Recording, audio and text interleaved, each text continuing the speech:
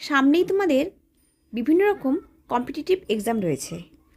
RRB, group D থেকে শুরু করে মাদ্রাসা clerk, WBP, KP constable, WBCS এই ধরনের বিভিন্ন রকম কম্পিটিটিভ এক্সামের জন্য আসার উপযোগী 30টি গুরুত্বপূর্ণ মক টেস্ট নিয়ে তোমাদের সামনে চলে এসেছি। নমস্কার বন্ধুরা, গোল্ডেন এডুকেশন ওয়ার্ল্ডে সকলকে স্বাগত জানাচ্ছি। চলো তাহলে আজকের আমরা আরও একটি নতুন সেট দেখে নিই। আর ভিডিওটি যদি তোমাদের উপকারে আসে তাহলে অবশ্যই একটা লাইক করে দিবে। আর চ্যানেলে যদি নতুন এসে থাকো চ্যানেলটিকে সাবস্ক্রাইব করে দিবে।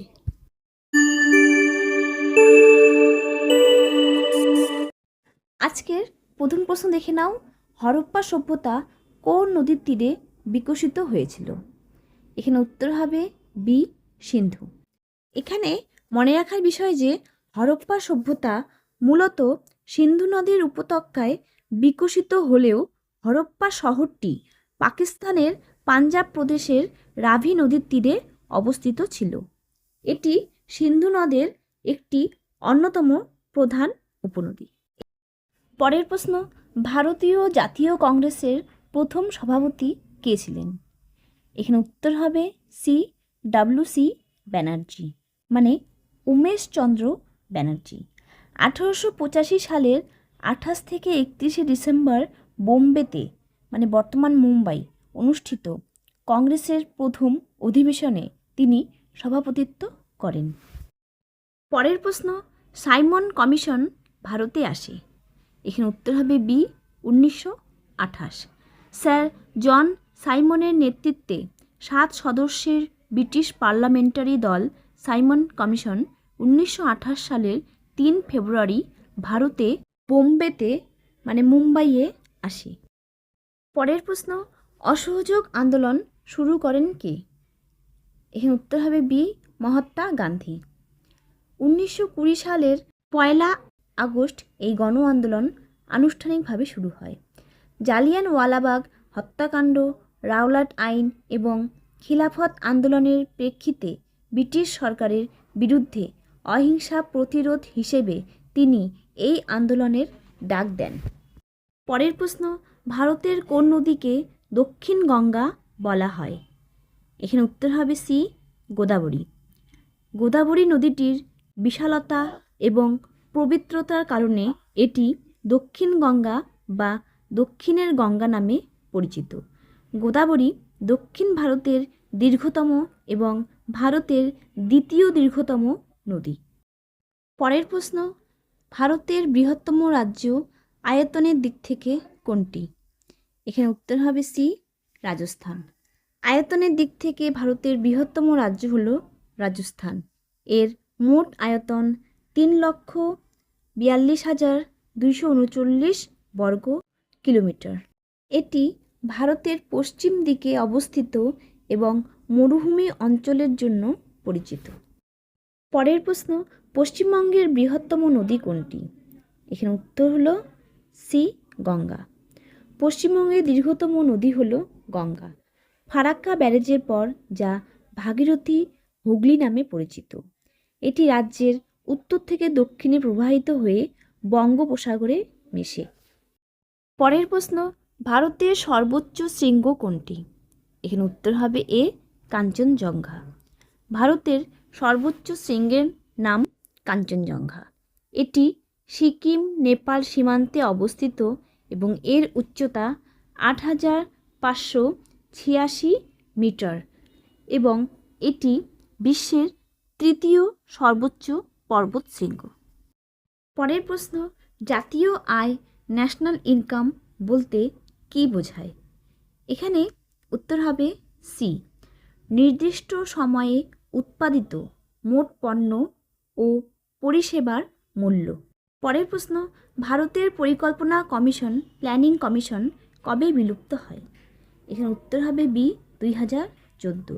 2014 সালের 13ই আগস্ট বিলুপ্ত করা হয় ভারতের পরিকল্পনা কমিশন। প্রধানমন্ত্রী নরেন্দ্র মোদীর নেতৃত্বাধীন সরকার এটি বাতিল করে এবং পরবর্তীতে 2015-র 1 জানুয়ারি তারিখে এর পরিবর্তে নীতি আয়োগ গঠন করা হয়। পরের প্রশ্ন, পরিকল্পনা কমিশনের পরিবর্তে কোন সংস্থা গঠিত হয়? এখানে উত্তর হবে সি, নীতি আয়োগ। ভারতের 65 বছরের পুরনো পরিকল্পনা কমিশনের পরিবর্তে 2015 সালের 1 জানুয়ারি তারিখে নীতি আয়োগ গঠিত হয়েছে। পরের প্রশ্ন, ভারতে GST goods and services tax চালু হয় কবে? এখানে উত্তর হবে সি, 2017। 2017 সালের 1 জুলাই কার্যকর করা হয়েছে জিএসটি। এটি একটি পরোক্ষ কর ব্যবস্থা যা ভারতের কর কাঠামোকে একীভূত করার লক্ষ্যে মধ্যরাতে একটি বিশেষ অনুষ্ঠানের মাধ্যমে চালু করা হয়েছিল।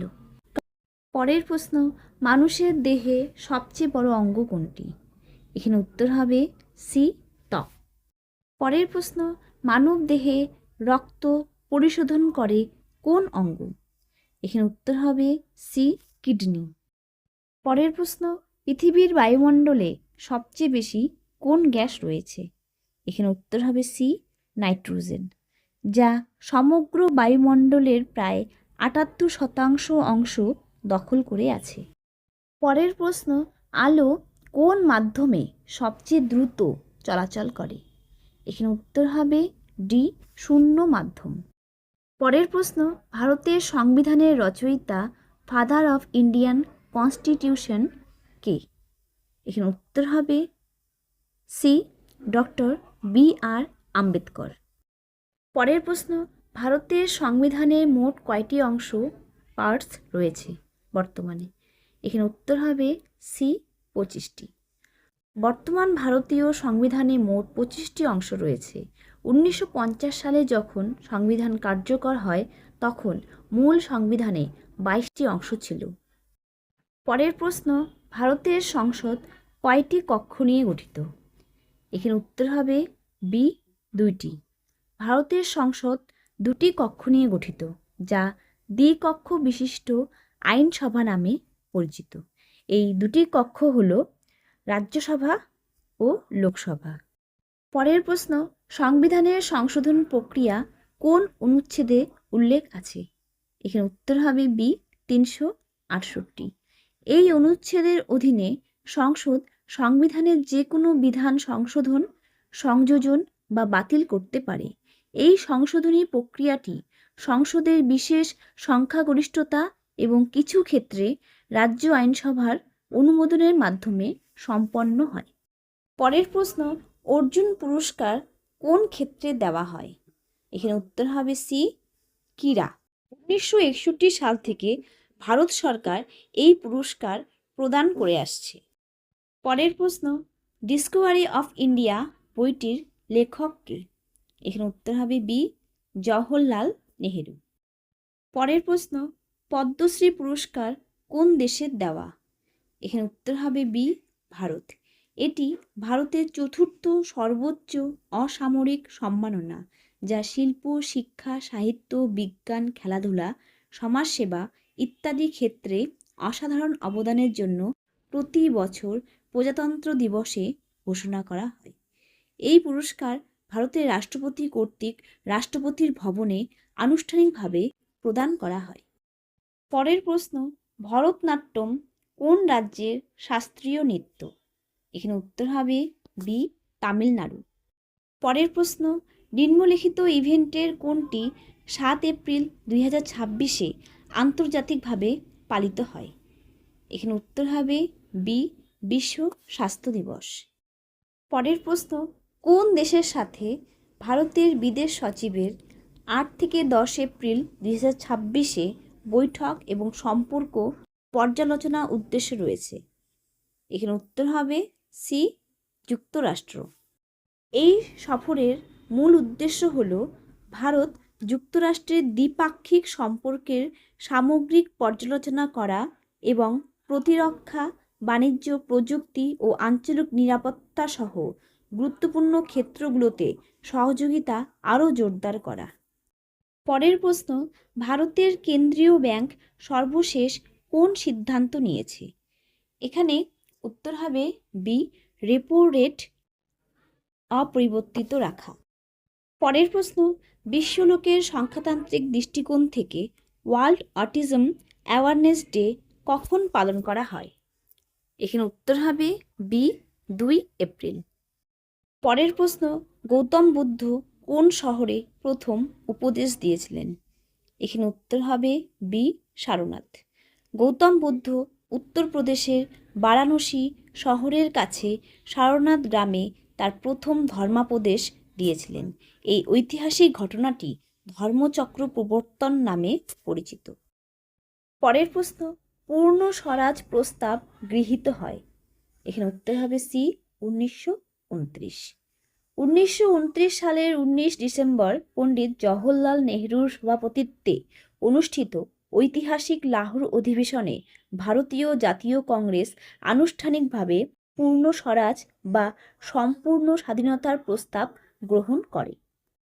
এই থাকলো আজকের মতো বিভিন্ন রকম কম্পিটিটিভ এক্সামে আসার মতো বাছাই সেরা 30টি প্রশ্নোত্তর নিয়ে আলোচনা। ভিডিওটি কেমন লাগলো কমেন্টে জানাবে। ভালো লাগলে, উপকারে আসলে লাইক করে দিবে, আর চ্যানেলে যদি নতুন এসে থাকো চ্যানেলটিকে সাবস্ক্রাইব করে দেবে। ধন্যবাদ।